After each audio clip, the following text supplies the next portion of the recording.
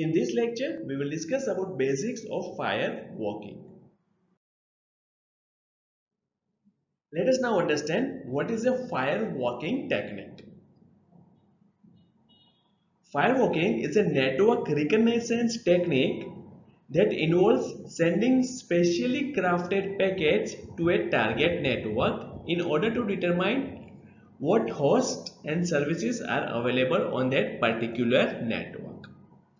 It is an active reconnaissance network security analysis technique. It attempts to determine which layer 4 protocols a specific firewall will allow. Thus, firewalking technique is used to determine the movement of data packets from an untrusted external host to a protected internal host.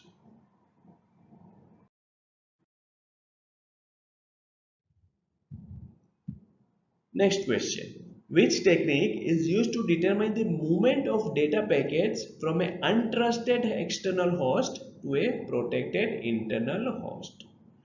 So as we discussed in our earlier slide, firewalking is such kind of technique.